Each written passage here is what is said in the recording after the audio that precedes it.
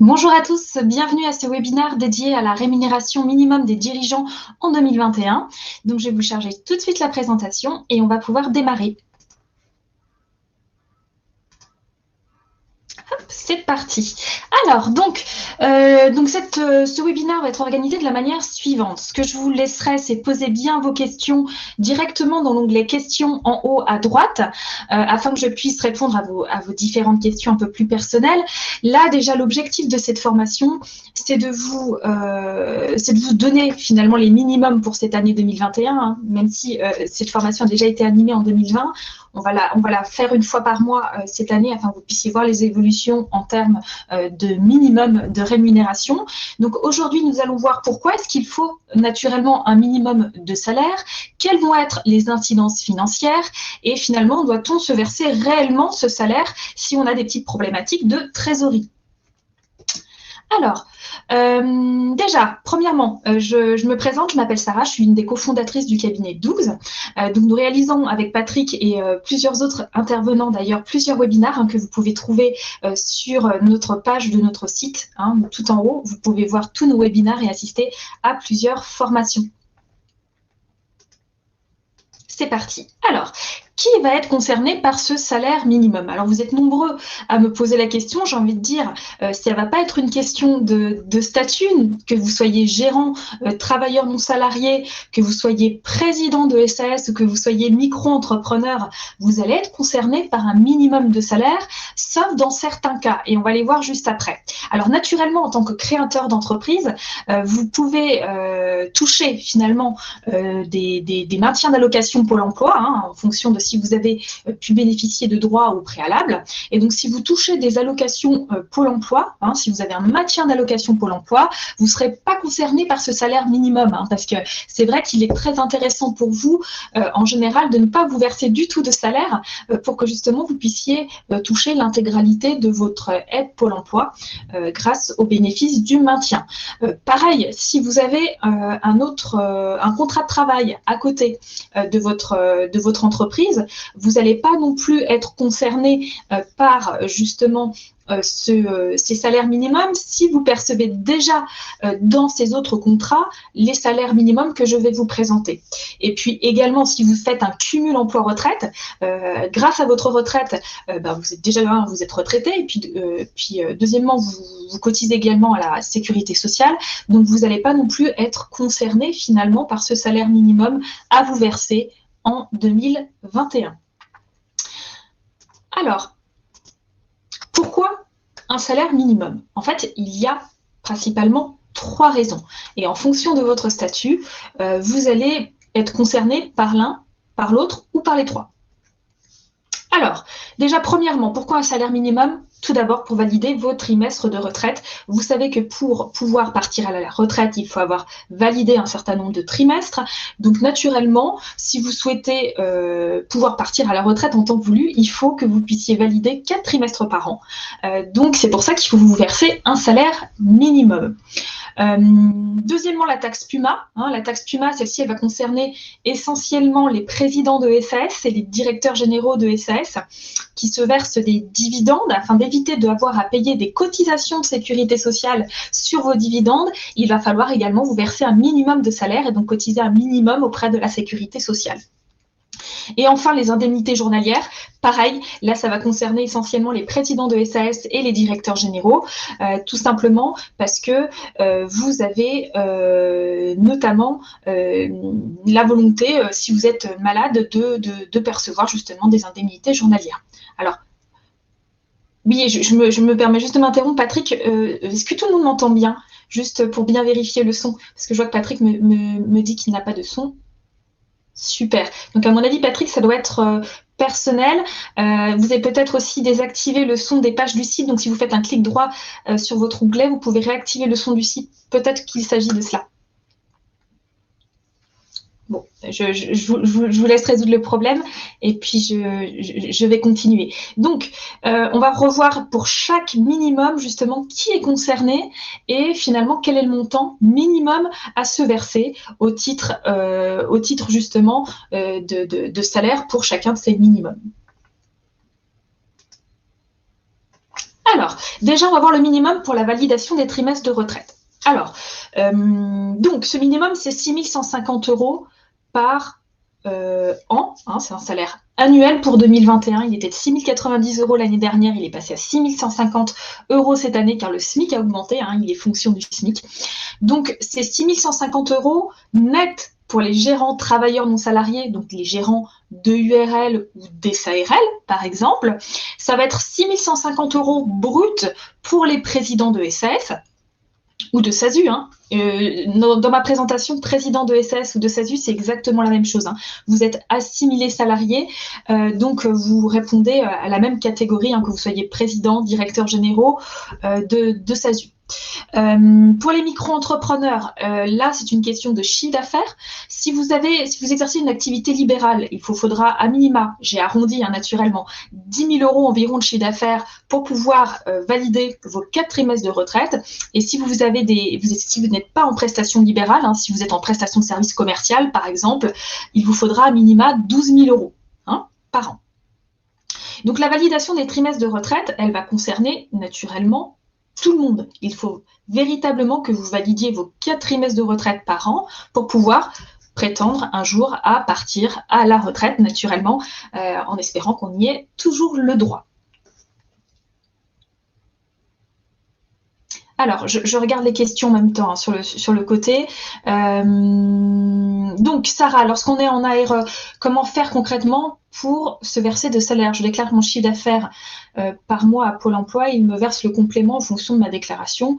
Comment, de ce cas, toucher l'intégralité de l'ARE sans se verser de salaire? Merci d'avance. Alors, Sarah, je ne connais pas ta forme sociale. Hein, donc, en fonction de la forme que tu as choisie, soit tu es en société à l'impôt sur les sociétés et auquel cas, si tu ne verses pas de salaire, tu auras le droit à l'intégralité de ton indemnité Pôle emploi, soit tu as choisi alors Sarah, tu es en micro, donc si tu es en micro, naturellement, là c'est question du chiffre d'affaires, donc malheureusement si tu réalises du chiffre d'affaires, eh ben, tu ne pourras pas toucher l'intégralité de ton indemnité Pôle emploi. C'est pour ça que en général, c'est pas le statut que l'on conseille lorsqu'on a le droit à une indemnité Pôle emploi, on privilégie plutôt les formes sociétaires où justement vous pouvez opter à l'impôt sur les sociétés afin de toucher l'intégralité de vos droits à Pôle emploi. Donc dans ton cas, Sarah, malheureusement, tu ne pourras pas toucher l'intégralité de ton maintien d'ARE parce que tu es sous le régime micro. Ça aurait été également le cas si tu étais en entreprise individuelle à l'impôt sur le revenu ou en EIRL à l'impôt sur le revenu. C'est la même chose. Là, le Pôle emploi tient compte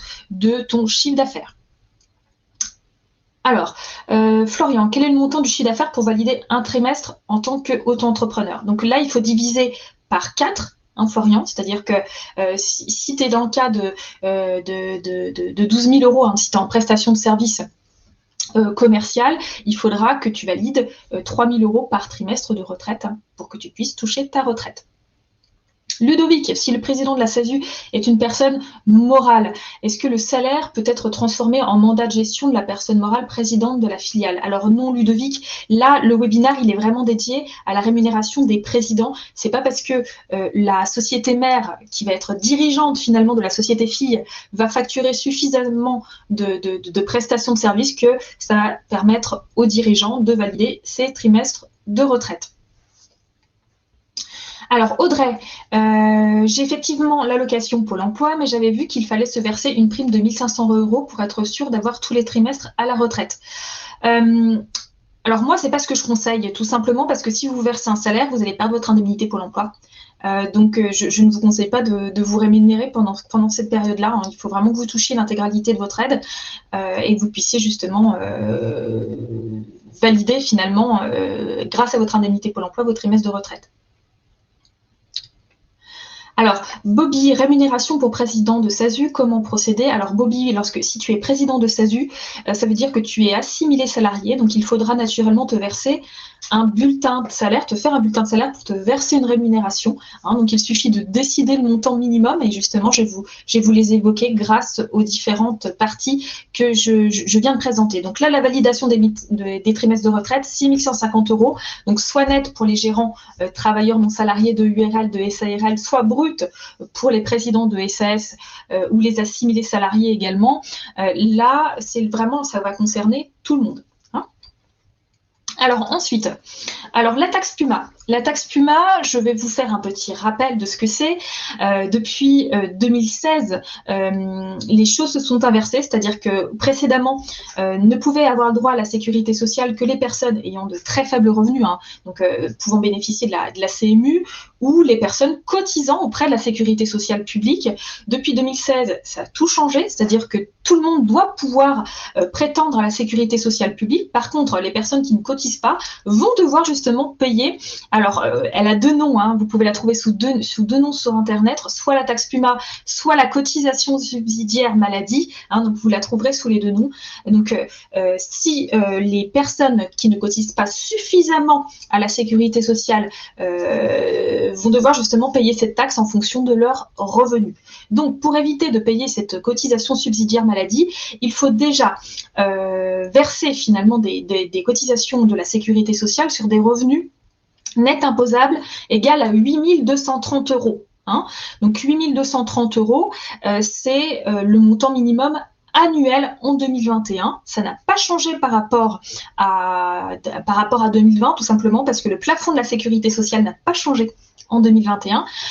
Donc 8 230 euros net imposable, c'est le montant minimum à percevoir. Et attention, contrairement à ce que je vous ai dit juste avant par rapport à la retraite, ce minimum s'apprécie au niveau du foyer fiscal. C'est-à-dire que si votre conjoint touche des revenus sur lesquels il cotise auprès de la sécurité sociale, et si le montant total est supérieur à 8 230 euros net imposable, alors vous ne serez pas concerné par cette cotisation subsidiaire maladie ou taxe Puma.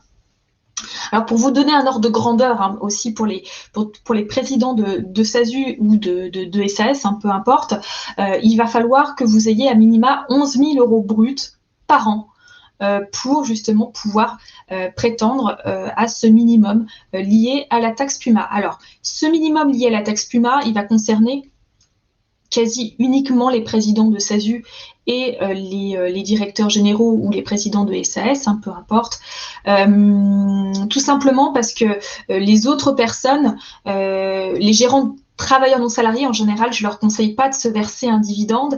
Et vous allez voir juste après, vu que la cotisation subsidiaire maladie taxe Puma est calculée sur les revenus du patrimoine, hein, si vous ne percevez pas de revenus du patrimoine, j'ai envie de dire même tout le monde, hein, que ce soit président de SASU, gérant TNS, ce ne sera pas un problème parce que vous n'aurez pas à payer cette cotisation subsidiaire maladie. Donc j'y vais tout de suite. Comment se calcule cette taxe Puma? Elle est basée sur les revenus du capital. Donc, ça veut dire que si vous touchez moins de 20 568 euros de revenus du capital pour l'année 2021, vous n'êtes pas concerné par cette cotisation subsidiaire maladie, même si vous avez perçu moins de 8 230 euros de revenus net imposables sur l'année 2021. Donc, le taux de cette taxe Puma, il est de 6,5%, hein, des revenus du capital. Donc, ils vont additionner aussi bien les dividendes, les revenus fonciers, les revenus de location meublée non professionnelle. Ils vont additionner tous ces revenus et ils vont appliquer un taux de 6,5%. Alors attention, ce taux, il va être dégressif. Hein. Il va être dégressif en fonction de la rémunération. Plus vous allez atteindre le seuil de 8 230 euros par an, moins la taxe Puma sera importante.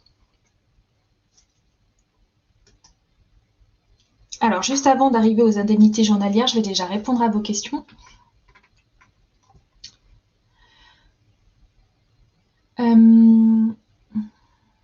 Yacine, en EIRL à l'IR, quel montant se verser?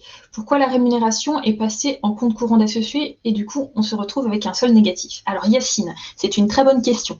Ça va concerner aussi bien les EIRL à l'IR que les personnes qui sont à l'impôt sur le revenu en entreprise individuelle, que vous soyez sous forme de BNC, un bénéfice non commerciaux, que vous soyez sous forme de BIC, bénéfices industriels et commerciaux. La question est bonne pour vous. En fait, Yacine, dans votre cas, vous n'avez pas le choix. Vu que vos revenus sont calculés en fonction du bénéfice et non pas en fonction des prélèvements que vous faites sur votre entreprise individuelle, c'est lié à votre statut. Hein. Vous, on ne peut pas parler de rémunération, on parle de bénéfice. Si vous faites un bénéfice inférieur au seuil que je vous ai indiqué, donc 6 150 euros pour la retraite ou 8 230 euros pour la taxe Puma, malheureusement, vous n'allez pas répondre aux conditions. Donc vous, malheureusement, vous n'avez aucun effet de levier. J'ai envie de dire, vous pouvez pas faire grand-chose au niveau de cela, vu que vous ne pouvez pas savoir et vous ne pouvez pas modifier finalement le bénéfice d'une année donnée. Alors, le rang. Pour la retraite, on m'a conseillé de verser un salaire annuel au niveau du plafond annuel de la sécurité sociale et au-dessus du paiement de dividendes ou validé. Alors, le rang, justement, je pense que c'est lié justement à ma diapo juste après, parce que vous voyez, le seuil augmente en fonction de la nature de la rémunération minimum. Donc, je pense que c'est lié justement aux indemnités journalières. Donc, je vous répondrai juste après. Oui, en général, on conseille un minimum supérieur pour justement, si demain, vous ayez un petit souci personnel, que ce soit un accident ou quoi que ce soit, vous puissiez justement percevoir des indemnités journalières.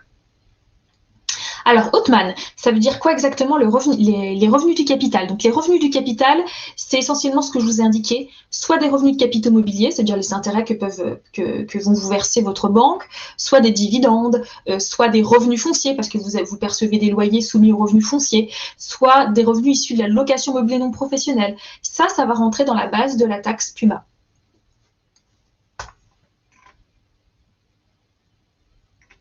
Je regarde, j'espère que j'ai oublié personne. Non, je crois que c'est tout bon. Donc, je vais continuer et passer au troisième minimum. Les indemnités journalières. Donc là, ça va concerner exclusivement les présidents de SAS, de SASU et non pas les gérants travailleurs non salariés de URL et des FARL.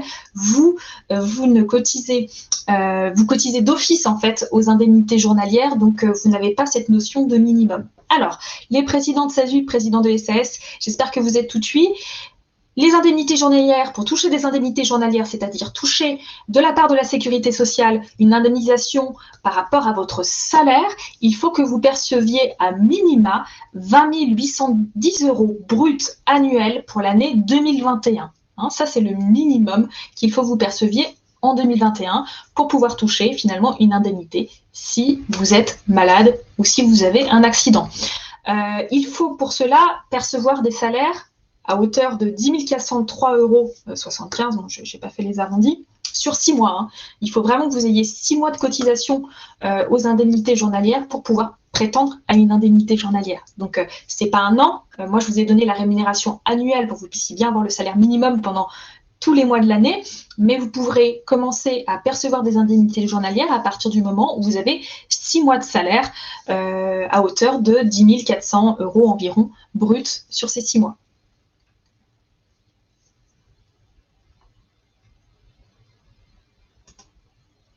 Alors, juste avant que je parle des incidences en termes d'impôts et notamment d'IS et d'impôts sur le revenu par rapport à ces rémunérations, est-ce que vous aviez des questions par rapport justement à ces 3 minimums?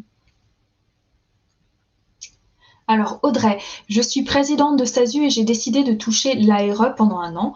Vous me confirmez que je n'ai aucun minimum à me verser, même si je me verse des dividendes en fin d'année?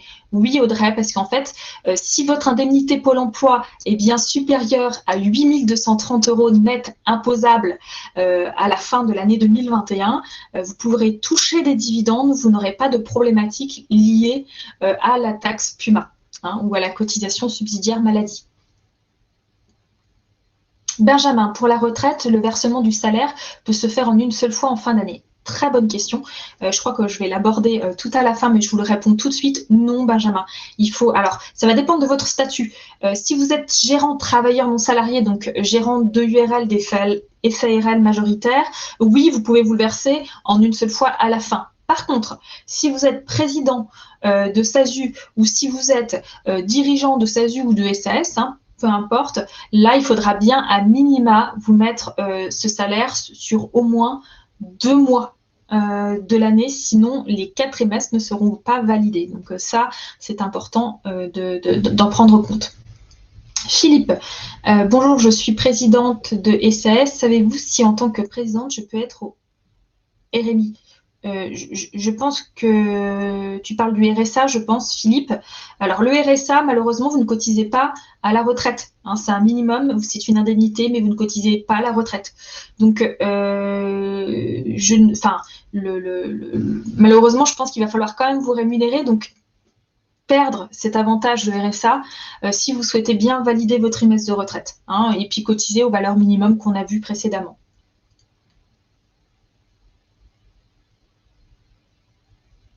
Alors Martin, quel est le pourcentage du SMIC à se verser pour accéder aux indemnités journalières? Donc je remonte ma diapo, hein, Martin, on est sur 20 810 euros. Hein, donc 20 810 euros, je divise par 12, ça fait environ 1734 euros par mois brut qu'il faut s'allouer pour justement pouvoir prétendre aux indemnités journalières. Et cela, peu importe, hein, peu importe la notion, c'est vraiment lié aux indemnités journalières, parce que vous, en tant que président, il n'y a pas de notion de SMIC, hein, il n'y a pas de notion de minimum, c'est un montant fixé. José, si j'ai bien compris, le montant minimum de 11 000 euros brut de salaire de taxe PUMA s'applique au foyer président de SASU. Si le foyer couple gagne plus de 11 000 euros, elle ne s'applique pas. Oui, José, tu as tout à fait compris, c'est bien ça. C'est-à-dire que si au niveau du couple, si sur votre déclaration d'impôt sur le revenu, au niveau des revenus salariaux, vous avez plus de 8 230 euros à vous deux, vous n'aurez pas de problématique de taxe PUMA ou de cotisation subsidiaire maladie.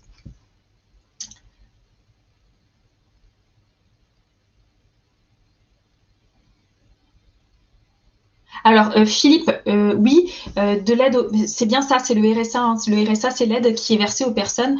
Mais une aide, enfin, ces aides-là ne permettent pas justement de valider des trimestres de retraite. Il faut vraiment toucher les allocations Pôle emploi pour prétendre à des validations de trimestres. Les autres aides ne vous permettront pas de valider des trimestres de retraite. Alors, quelle preuve de rémunération en micro? Alors, Sarah, en micro, il n'y a pas de notion de rémunération, c'est une notion de chiffre d'affaires. Hein. Donc, Sarah, toi, au niveau du minimum qu'il va falloir que tu retiennes, c'est le minimum par rapport à la retraite. Hein, ni par rapport aux indemnités journalières parce que tu n'es pas concerné, ni par rapport à la taxe PUMA parce que tu n'es pas concerné non plus. C'est le minimum de 12 000 euros ou de 10 000 euros de chiffre d'affaires en fonction de ta situation. Fira, quand on dit 1734 euros brut pour un président de SASU, ça correspond à combien en net? Alors, je vais faire le calcul rapidement. Il faudrait faire des simulations aussi en fonction des conventions collectives, mais il faut multiplier à peu près par 0,75, ça fait environ 1300 euros net, hein, pour justement pouvoir prétendre à cela. Martin, la question était liée au fait que j'ai un CDD de 20 heures par semaine pour un brut de 800 euros environ. Du coup, pas d'IJ. Ah non, là, pas d'IJ, non. 800 euros, ce n'est pas suffisant pour pouvoir percevoir des indemnités journalières. Ah, mais Martin, attends, excuse-moi. Là, tu as un contrat de travail, tu as un CDD, tu viens de me l'indiquer, donc ce n'est pas une indemnité liée à des fonctions de dirigeant. Donc là, tu as vraiment un contrat de travail. Donc là, pour moi, ce n'est plus une question de montant, mais c'est une question de nombre d'heures. Ça, je pourrais te les donner, je le regarderai juste après. Donc, m'envoyer un petit message sur le chat de l'application et je te donnerai les minimums si tu es salarié.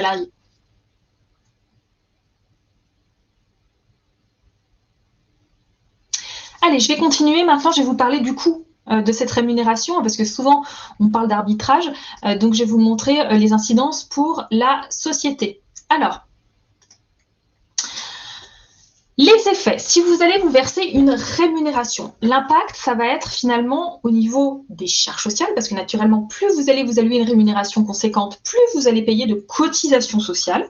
Donc, plus vous allez payer de cotisations sociales, plus ça va générer des charges déductibles au niveau de votre résultat fiscal. Donc, ça va permettre de baisser l'impôt sur les sociétés. Plus on augmente les charges, plus on baisse l'impôt sur les sociétés. Alors, vous allez me dire comment est-ce que ça se fait?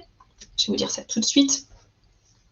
Le coût d'une prime pour un président, là je parle bien d'un président, je parlerai juste après des gérants de SARL, hein, donc là je parle des présidents de SAS ou SASU ou des directeurs généraux de SAS SASU. Donc si vous percevez un salaire net de 100 euros, hein, ça va vous coûter à peu près 28 euros de retenue salariale, hein, parce que je rappelle, vous êtes assimilé salarié, donc vous avez des charges salariales et des charges patronales. Donc 28 euros de charges salariales et 58 euros de charges patronales. Donc finalement, ces charges-là vont vous permettre de réduire l'impôt sur les sociétés. Hein, donc si vous êtes sur une tranche d'impôt sur les sociétés à 15%, ça va vous permettre d'avoir une baisse d'impôt sur les sociétés d'environ 28 €. Et si vous êtes sur une tranche d'impôt sur les sociétés à 26,5%, vous allez pouvoir avoir une baisse d'impôt sur les sociétés de 49 €. Alors, pour ceux qui ont suivi le webinaire l'année dernière, il y a un impact là, le taux d'IS a changé, hein, à compter des exercices ouverts à partir du 1er janvier 2021. Vous avez un taux d'IS qui a baissé, qui est passé de 28% à 26,5%. Hein, donc, c'est pour ça que les calculs ont changé. Donc finalement, en fonction de si vous êtes dans la tranche à 15 ou dans la tranche à 26,5, le salaire d'un président, ça va vous coûter réellement, hein, vu qu'il y a des économies d'impôt sur les sociétés, 158 € si vous êtes sur une tranche à 15% et 137 € si vous êtes sur une tranche à 26,5%. Donc finalement, le coût global pour un salaire net pour avoir 100 € dans votre poche, c'est 58 € à 15% ou 37 € à 26,5% d'impôt sur les sociétés.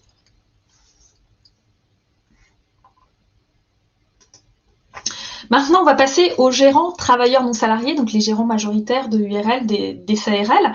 Donc là, il n'y a plus de notion de charge salariale ou de charge patronale. Hein. Vous versez à l'URSSAF environ entre 40 et 50% de taux de cotisation sociale. Donc là, on est parti sur une moyenne de 45%.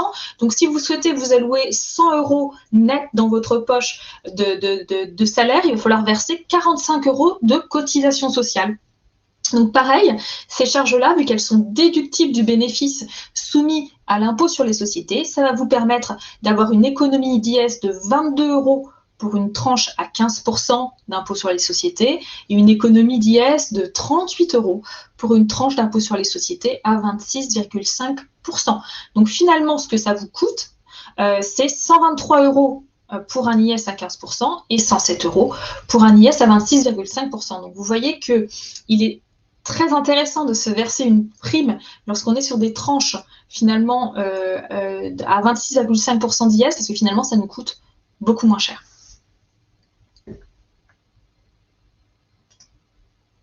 Alors, j'ai regardé vos questions avant de passer maintenant sur les incidences plutôt personnelles liées à votre impôt. Donc, monsieur Othman, pour les présidents de SASU avec l'IR, est-ce que les pourcentages d'IS sont similaires? Alors non, Othman. Là, c'est pareil que le cas des présidents, hein, que les cas des entrepreneurs individuels.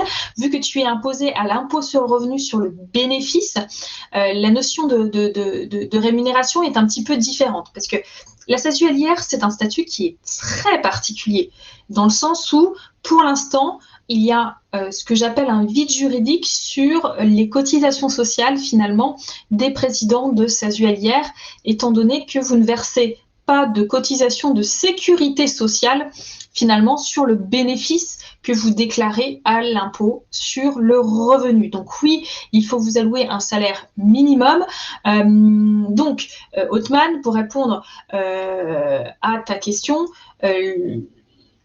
toi, tu n'auras pas de notion d'impôt sur les sociétés. Finalement, ce que tu prendras en salaire sera soumis à l'impôt sur le revenu sur ta déclaration personnelle et le bénéfice supplémentaire lié à l'activité de ton entreprise sera également soumis à l'impôt sur le revenu.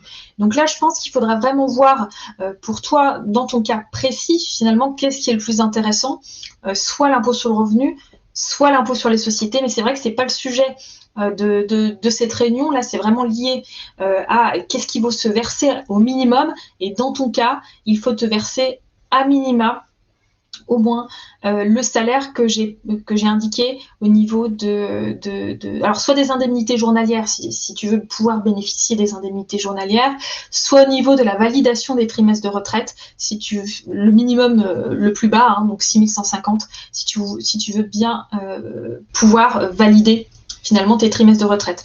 Le seuil intermédiaire concernant la taxe PUMA, finalement, ne va pas te concerner parce que tu ne vas pas percevoir des dividendes liés à cette activité. Mais par contre, si tu as des revenus par ailleurs, de revenus fonciers ou des revenus de location meublée non professionnelle, là, tu seras concerné par le seuil de 8 230 € net imposable.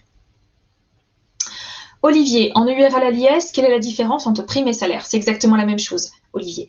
Une prime ou un salaire, c'est une rémunération. Donc, c'est soumis à l'impôt c'est soumis aux cotisations sociales de la même manière et c'est soumis à l'impôt sur le revenu de la même manière. C'est exactement la même chose. On parle de prime parce que c'est une décision, on va dire, exceptionnelle. Ce n'est pas une rémunération courante. C'est-à-dire, c'est parce qu'à la fin de l'année, on a vu qu'on a eu un bon exercice, et ben on va s'allouer une prime. Mais ça correspond à une rémunération exceptionnelle. C'est exactement la même chose. Donc, je vais continuer. Alors, maintenant l'impact au niveau de votre impôt sur le revenu. Donc, naturellement, plus vous allez prendre de rémunération sur votre entreprise, plus ça va avoir comme effet d'augmenter votre revenu et d'augmenter finalement votre impôt sur le revenu à titre personnel. Donc, c'est pour ça qu'il faut qu'il y ait le juste arbitrage entre rémunération, dividende si vous êtes en praticien de SASU, mais il faut vraiment arriver à trouver le bon arbitrage. Moi, ce que je vous ai donné aujourd'hui, c'est vraiment une notion de rémunération minimum. Donc, il faut vraiment que vous ayez, en fonction de celui que vous souhaitez, il faut vraiment que vous versiez à minima cela, même si ça va avoir pour effet d'augmenter votre impôt sur le revenu, il faut à minima que vous ayez ces montants-là. Alors, grosso modo, si vous percevez 100 € net d'impôt sur le revenu, de salaire, pardon, ça va vous coûter environ 15 € d'impôt sur le revenu. Naturellement, ce montant, il peut être amené à varier en fonction de votre foyer fiscal, en fonction des autres revenus que vous percevez. Là, on a pris un taux moyen à 15%, mais ça peut naturellement varier si vous êtes plus sur des tranches à 30% ou à 40% en fonction du barème d'imposition. Donc finalement, il va vous rester environ 85 € net dans votre poche.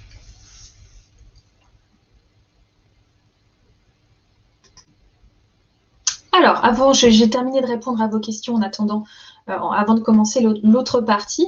Alors, Adam, à quoi correspond le seuil de 8230 € que vous venez d'évoquer, s'il vous plaît? Alors, c'est le seuil de la taxe PUMA, de la cotisation subsidiaire que j'ai présenté juste avant, Adam. C'est pour justement éviter d'avoir à payer la taxe PUMA sur les revenus sur les revenus du capital. Donc les dividendes, tout cela. Donc il faut cotiser à minima la sécurité sociale, vu qu'elle est devenue obligatoire depuis 2016. C'est pour ça qu'il faut avoir à minima au niveau de son foyer fiscal 8230 € net imposables au niveau des salaires. Ou des revenus professionnels. Si vous percevez naturellement des bénéfices, des bénéfices issus des bénéfices industriels et commerciaux et des bénéfices non commerciaux, ça rentre aussi en compte dedans. Olivier, donc on est d'accord qu'on peut jouer au niveau de la prime URL à l'IS à se verser en fin d'année pour réduire à la fois l'impôt sur le revenu et l'IS.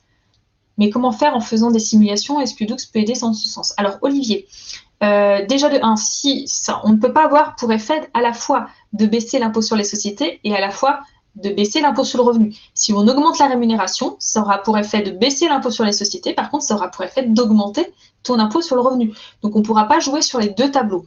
L'objectif, dans ton cas, c'est qu'on ne soit pas dans une situation où, justement, tu es à payer finalement 26,5% d'impôt sur les sociétés sur le bénéfice que tu as. Donc, d'ores et déjà, au moment où on fait les bilans, les collaborateurs 12, les collaborateurs comptables 12 vont vous contacter s'ils s'aperçoivent que vous avez un trop gros bénéfice, ils vont vous demander si vous ne souhaitez pas vous allouer une prime. Donc, pas de problématique là-dessus. Et Olivier, si tu as besoin, tu peux toujours demander un rendez-vous avec un comptable pour qu'il puisse justement répondre plus précisément dans ton cas avant de valider ton questionnaire de bilan si tu veux faire un point au préalable.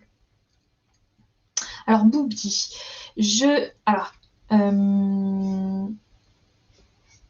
voudrais créer une holding et créer une SASU détenue à 100% par la holding. Je suis en début de droit Pôle emploi. 2550 € par mois. Il me reste 23 mois de droit. OK. Question, comment faire pour me verser un salaire minimum et avoir aussi une mutuelle d'entreprise? Alors, Bobby, déjà, comme je l'ai dit au tout début, étant donné que tu touches le Pôle emploi, tu n'es pas concerné par les minimums parce que tu cotises déjà auprès de la sécurité sociale, tu valides déjà des trimestres de retraite. Tu n'es pas concerné par la taxe PUMA, là, parce que là, si tu touches 1550 € par mois, tu dépasses les 8230 €. Donc, tu n'es pas du tout concerné par cette notion de salaire minimum.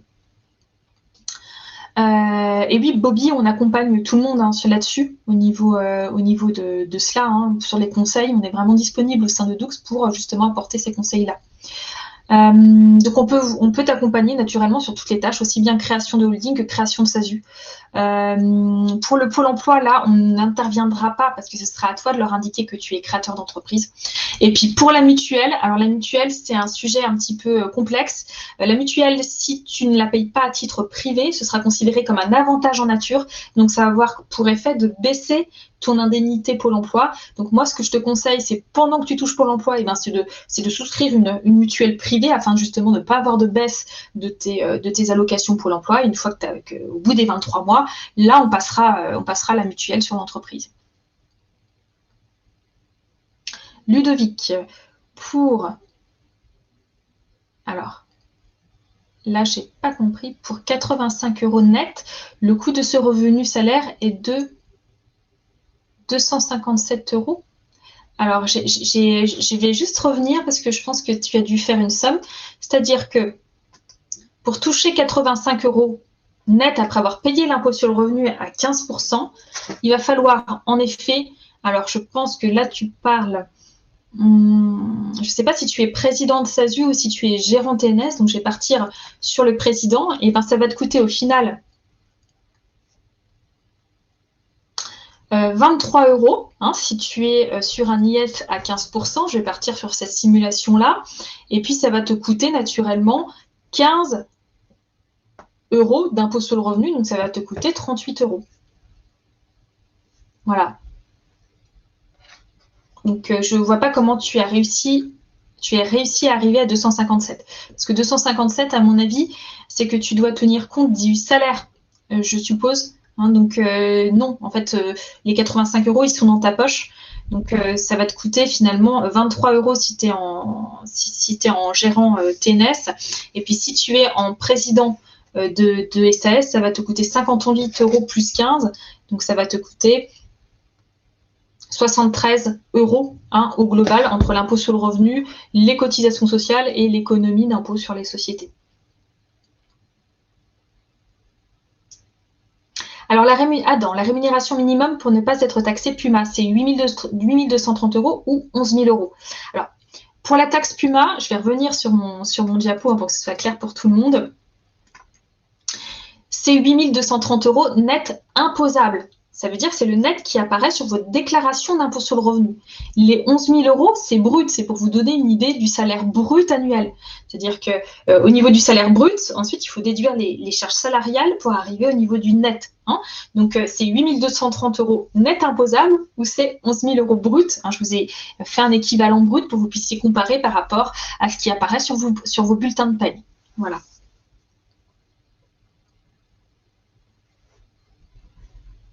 Allez, je vais continuer.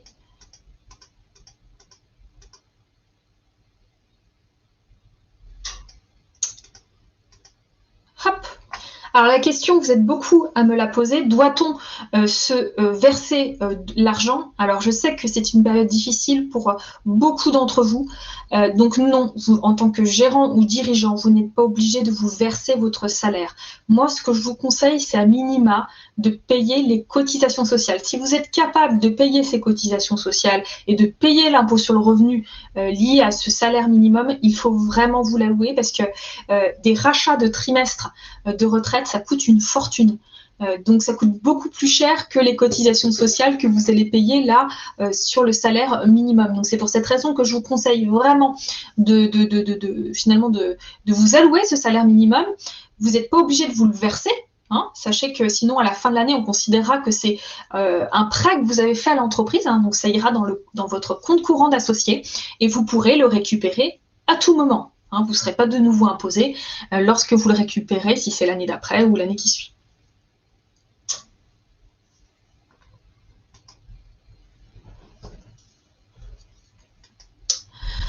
Alors, la bonne pratique en paye. Donc là, ça va concerner uniquement les dirigeants de SAS, SASU, parce que les gérants majoritaires de URL et d'SARL, vous n'avez pas besoin de bulletin de paye du tout. Donc, c'est ce que je disais au tout début. Pour justement la bonne pratique en paye, il faut à minima vous verser cela sur au moins 2 mois. Sinon, les trimestres ne seront pas totalement validés. Donc, très important, au moins sur 2 mois.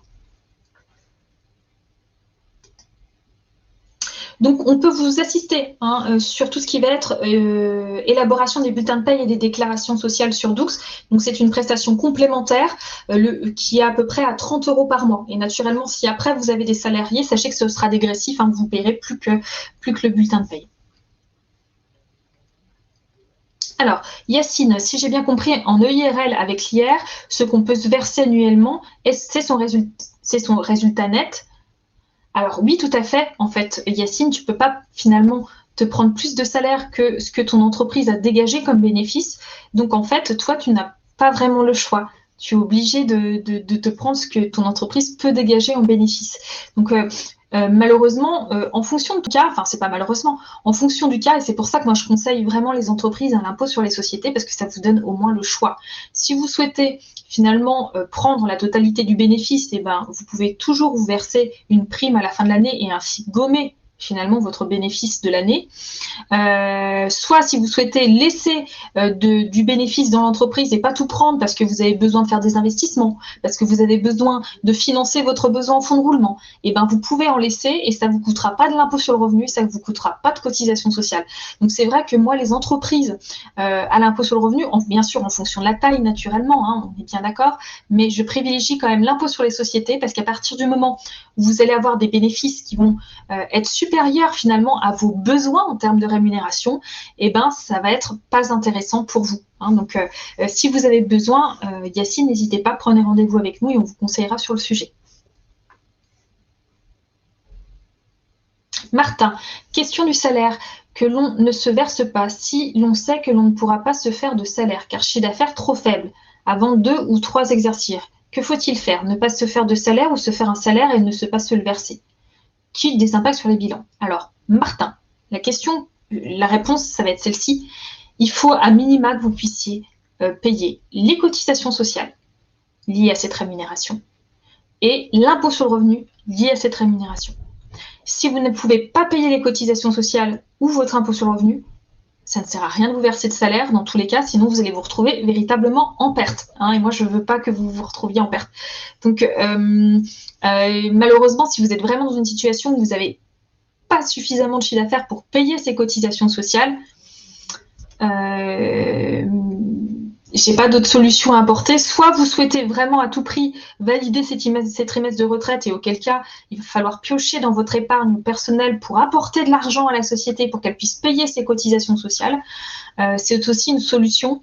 Mais comme je vous l'ai dit, bien prendre garde à cela parce que là, quand même, c'est 2-3 ans de trimestres de retraite à rattraper. Alors, c'est soit 2-3 années à travailler en plus ou 2-3 années à rattraper des trimestres en plus à l'acquisition et ça coûte très très cher. Donc il va falloir l'anticiper. Ça va être un petit peu en fonction de ce que vous pouvez faire. Mais si à minima vous pouvez payer les cotisations sociales et l'impôt sur le revenu correspondant, il faut le faire.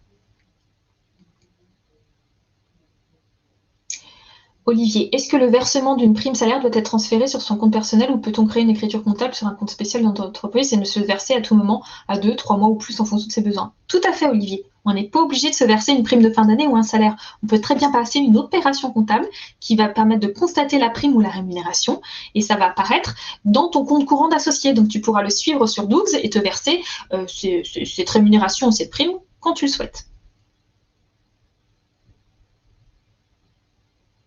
Alors Martin, j'ai un CDD ailleurs de 20 heures. L'idée est plus de provisionner des salaires pour quand la boîte fonctionnera.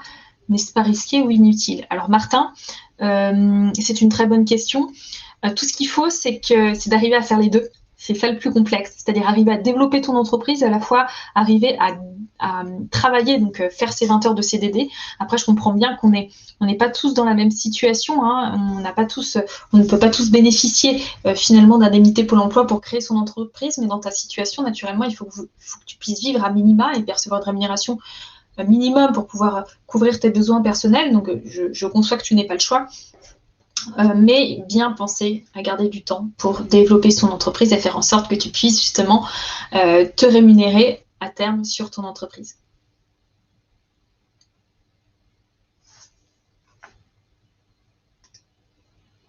Alors, est-ce que vous avez d'autres questions?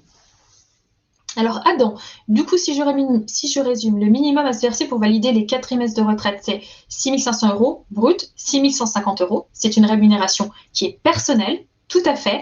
Et le minimum à se verser pour ne pas payer la taxe PUMA, c'est 11 000 € brut. Et c'est au niveau du foyer fiscal. Donc, oui, c'est tout à fait ça, Adam. Après, la seule chose, c'est que des fois, il est difficile de comparer ce 11 000 € brut. Mais si tu arrives à récupérer les bulletins de paye de ta ou de ton conjoint, ben oui, tu peux regarder le brut. Si tu veux faire plus simple, tu regardes le net et imposable sur l'impôt sur le revenu. Et là, tu pourras regarder par rapport aux 8 230. Hein, voilà. Olivier, un gérant de EURL doit-il se faire un bulletin de salaire? Non, Olivier, pas de bulletin de salaire pour les gérants majoritaires de URL. Hein. Si tu es le seul gérant et si tu es le seul associé, tu n'as pas de bulletin de salaire à faire pour pouvoir te rémunérer. Un simple virement suffit. Lionel, tu es gérant majoritaire de SARL. Comment se verser une rémunération dans 12?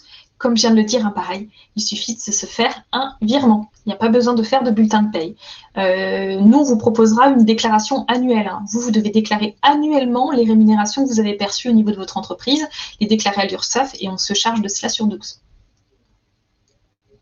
Gemma, donc, si je comprends bien, en tant que présidente et assimilée salariée, si on se verse moins de 21 000 € par an, on n'aura aucune indemnité de la part de la sécurité sociale, même si le foyer fiscal a une rémunération supérieure à cela. Tout à fait, Gemma. Alors là, je parle des indemnités journalières. Hein. Si tu cotises à minima, tu auras quand même la sécurité sociale. Hein. Pas de problématique. Si au niveau de ton foyer, tu as un minimum, enfin le minimum qui est à hauteur de 8 230 €, vous cotisez à la sécurité sociale, vous avez droit à la sécurité sociale, au remboursement des soins médicaux, au remboursement lié aux hôpitaux. Par contre, tu ne pourras pas percevoir d'indemnité journalière, c'est-à-dire d'indemnité qui vise à couvrir le salaire que tu n'as pas, vu que tu ne travailles pas pendant cet arrêt. Hein. Donc, il faut bien sûr percevoir à minima 21 000 € par an, et ça, c'est personnel, pour pouvoir avoir une indemnité de la part de la sécurité sociale liée au salaire, hein, pas les remboursements de soins médicaux. Martin, en fait, je n'ai pas compris l'intérêt de produire un bulletin de salaire, payer les charges sociales et laisser le reste sur son compte courant d'associé. Dans quel cas de figure cela est utile? En fait, Martin, c'est lorsqu'on n'a pas le choix. C'est-à-dire que c'est lorsque, malheureusement, il y a des entreprises, là, en ce moment, qui n'ont pas beaucoup de trésorerie, qui ne peuvent pas se payer ce salaire de minimum. Et donc, moi, ce que je conseille, c'est à minima d'au moins, il faut se verser, faut s'allouer ce salaire et ne pas se le verser tout de suite si l'entreprise n'est capable que de payer les cotisations sociales. Hein, c'est ça qu'il faut faire. Mais Martin, si tu as les moyens de te verser ton salaire, il faut te verser ton salaire naturellement. Hein. L'objectif, c'est que tu puisses le percevoir tout de suite ou plus tard si finalement la trésorerie est un peu tendue en ce moment. Bobby, quand vous dites conjoint, ça veut dire marié ou en concubinage? Alors conjoint, non, c'est si vous êtes sur la même feuille d'imposition. Ça va dépendre un petit peu de si vous avez une feuille d'imposition commune. Voilà. Donc, si vous avez une seule déclaration avec votre conjoint.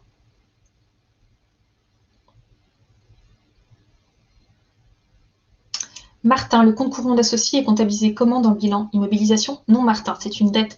Le compte courant d'associé, c'est une dette que la société a vis-à-vis de toi en tant que personne physique. Donc, ça va apparaître au passif du bilan, hein, en dette vis-à-vis de Martin. Voilà, tout simplement.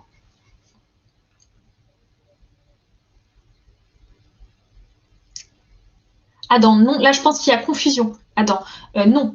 Si vous touchez les allocations Pôle emploi, je le répète, hein, c'est comme ce que j'ai dit au tout début du webinaire, il ne faut pas se verser de salaire du tout. Hein, pour pouvoir toucher l'intégralité de votre indemnité Pôle emploi. Là, juste avant, je parlais d'indemnité journalière. Hein, c'est pour lorsque vous êtes en arrêt maladie ou vous avez un accident, vous êtes immobilisé, vous ne pouvez pas travailler. Si vous voulez pouvoir percevoir, comme lorsque vous étiez salarié, hein, une indemnité de la part de la sécurité sociale lorsque vous êtes malade, il faut vous verser à minima 21 000 € environ par an. Voilà.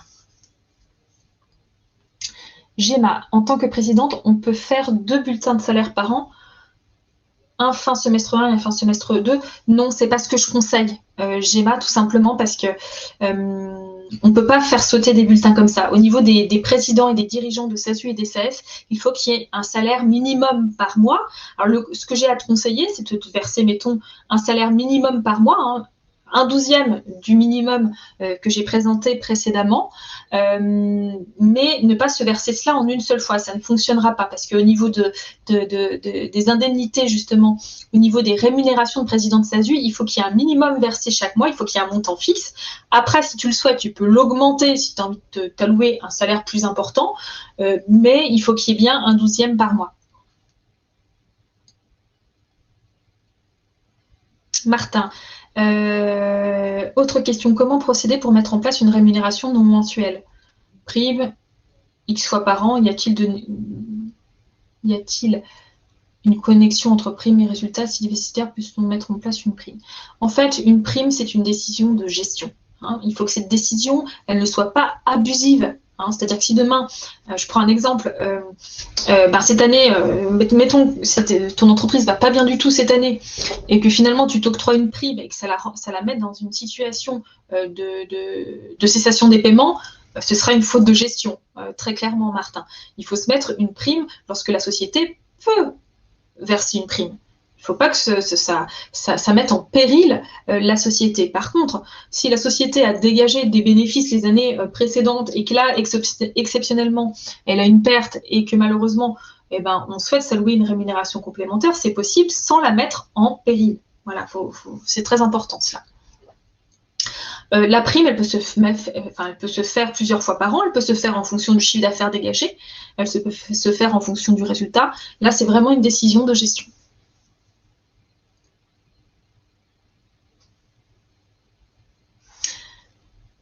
Alors, je crois qu'il n'y a plus de questions, donc je vais terminer ce webinaire. Donc, en vous parlant du parrainage, sachez que si vous êtes intéressé pour parrainer quelqu'un, chez nous, on vous propose toujours un mois gratuit au niveau du parrainage. Donc, n'hésitez pas.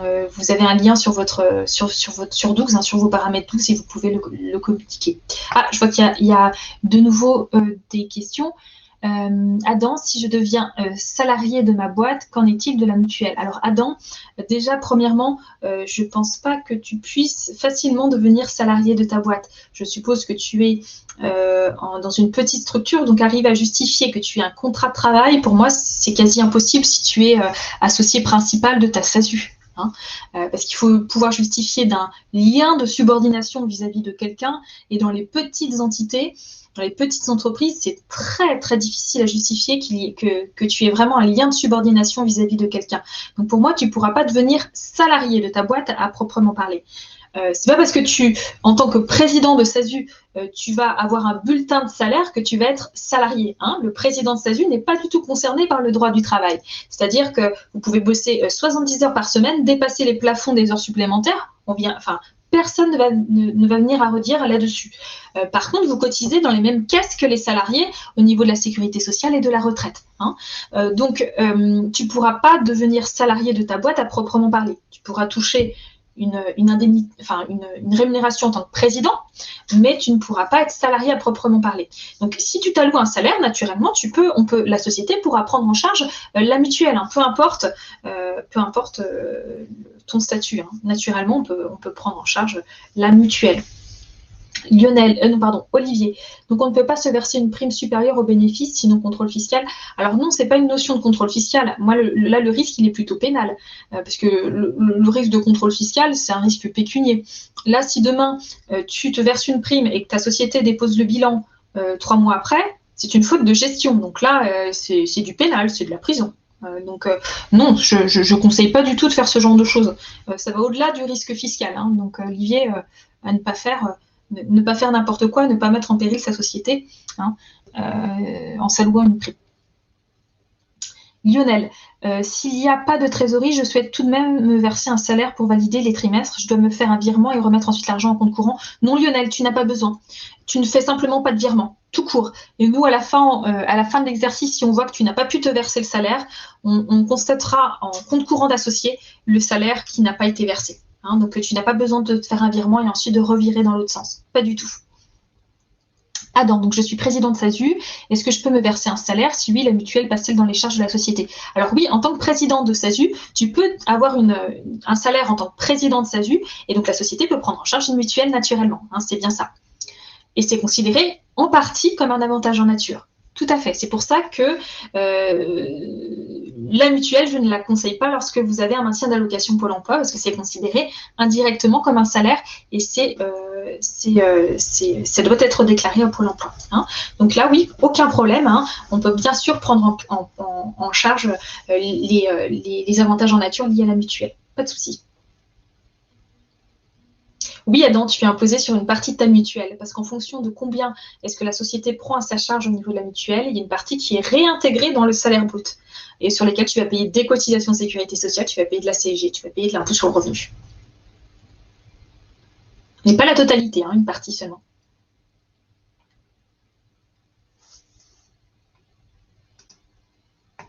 Bon, eh bien écoutez, je crois que je suis arrivée au bout. Donc je vous souhaite à tous une très bonne fin de journée, une très bonne après-midi. Et puis comme je vous l'ai dit, n'hésitez pas à suivre nos autres webinaires sur Dougs. Vous pouvez les retrouver sur la première page de notre site. Et donc à bientôt sur de nouveaux webinaires. Bonne journée à tous.